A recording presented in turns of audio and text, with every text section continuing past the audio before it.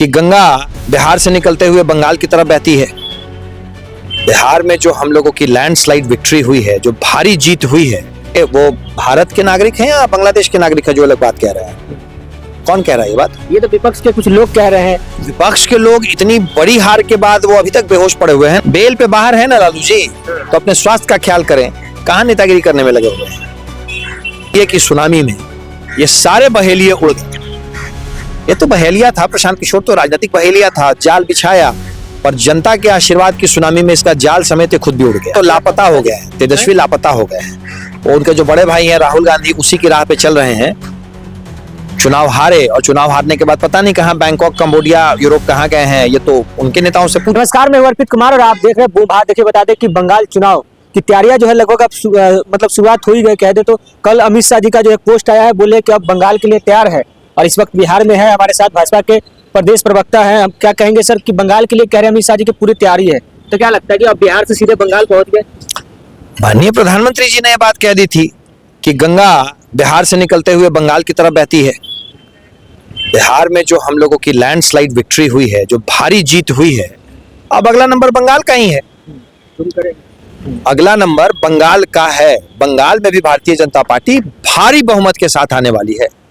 बंगाल के लोगों को भी सेवा और सुशासन अब चाहिए ही चाहिए, और सेवा और सुशासन का मतलब है भारतीय जनता पार्टी। लेकिन ममता बनर्जी कह रही है कि यहाँ भाजपा कुछ नहीं चलेगा, यहाँ सिर्फ ममता चलेगी, ममता फिर से आएगी, फिर से खेला होगा, ऐसे ऐसे कह रही है, लगातार चैलेंज कर रही है। अब हमारी दीदी को ये बात मैं बता देना चाहता हूं कि अब कोई खेला नहीं होगा। अब तो सिर्फ जनता का खेला होगा, और जनता ने अपना आदेश सुना दिया है। बंगाल को भी सुशासन चाहिए, बंगाल को भी विकास चाहिए, बंगाल को भी सेवा के साथ सुशासन वाली भावना चाहिए। इसके लिए भारतीय जनता पार्टी की बंगाल में सरकार चाहिए। और बांग्लादेश बगल में है। बांग्लादेश में जिस प्रकार से वहां से वीडियो आई, विजुअल आया, दीपू दास चंद्र को जिस प्रकार से निर्मम हत्या किया गया, अब तक जो है विपक्ष चुप है, स्टैंड कुछ ले नहीं रहे हैं। आप लोग कब लीजिएगा?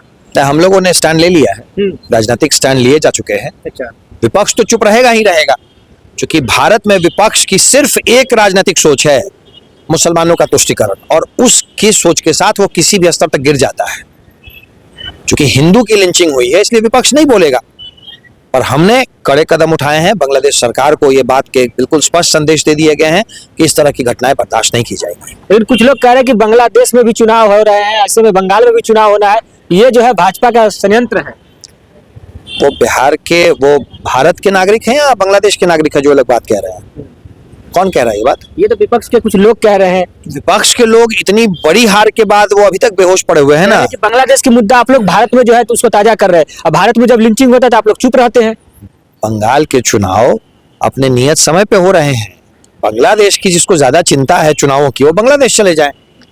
हमें तो भारत की चिंता है, इसीलिए बंगाल के चुनाव में भारतीय जनता पार्टी की जीत सुनिश्चित करना ये हमारी प्राथमिकता है।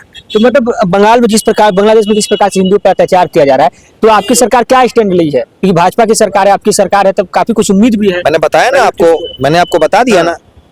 राजनयिक, चूंकि दो देशों के बीच की बात है, तो राजनयिक संदेश देने की बात है, और हमने बिल्कुल स्पष्ट संदेश दे दिया है कि भारत इस तरह की घटना बर्दाश्त नहीं करेगा। ये दो देशों के बीच का मसला है, इसीलिए समसामयिक मसला होता है, सामरिक महत्व का मसला है, नाजुक मसला है। हम लोग ऐसे टेलीविजन चैनल पे सारी बातें नहीं कर सकते ना। पर हमने बिल्कुल कड़ा और स्पष्ट संदेश दे दिया है बांग्लादेश की सरकार को, इस तरह की बात बर्दाश्त नहीं होगी। प्रशांत किशोर जी लगातार एक्टिव थे, अब दिखाई नहीं दे रहे हैं, कहाँ चले गए प्रशांत किशोर जी? चुनाव के हार के सदमे में किसी अस्पताल में बेहोश पड़े हुए हैं, इलाज करवा रहे हैं अपना।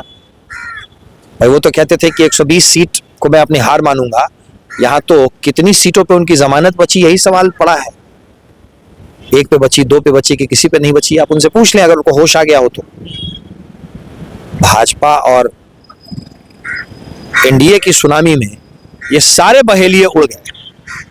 ये तो बहेलिया था, प्रशांत किशोर तो राजनीतिक बहेलिया था, जाल बिछाया, पर जनता के आशीर्वाद की सुनामी में इसका जाल समेत खुद भी उड़ गया। क्या पता कहीं बंगाल की तैयारी कर रहे होंगे।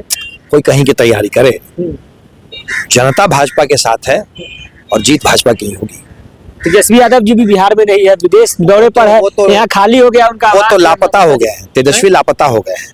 और उनके जो बड़े भाई हैं राहुल गांधी उसी की राह पे चल रहे हैं। चुनाव हारे और चुनाव हारने के बाद पता नहीं कहां, बैंकॉक, कंबोडिया, यूरोप कहां गए हैं। ये तो उनके नेताओं से पूछें। पर तेजस्वी यादव एक नालायक राजकुमार है, बहुत ही नॉन सीरियस नेता विपक्ष है।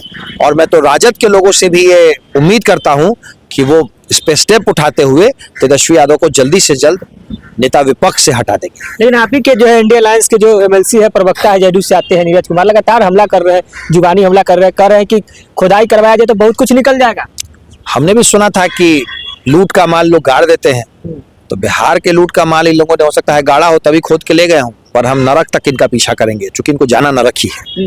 बिहार की गरीब जनता को इतना परेशान करने वाले का हश्र नरक ही होगा, और हम नरक तक इनका पीछा करेंगे, चाहे कुछ भी खोद के ले जाए।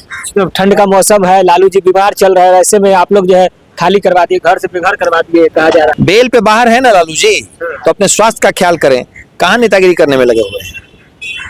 बेल पे स्वास्थ्य कारणों से बाहर हैं वो, और उनके बच्चे उनका स्वास्थ्य का ध्यान रखें, यही हमारी उन लोगों से उम्मीद है। कम से कम अच्छे बच्चे तो बन जाएं।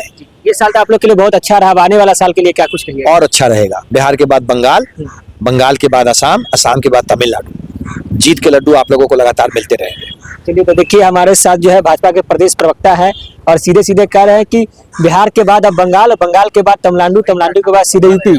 तो और कहीं ना कहीं जो जिस प्रकार से जो है तहखाना पर बातचीत चल रही है, जिस प्रकार से जुबानी जो जंग है अब दोनों ओर से जारी है। बहरहाल आप क्या कुछ सोचते हैं, यहाँ प्रतिक्रिया कमेंट बॉक्स में बताइएगा। बहुत बहुत धन्यवाद।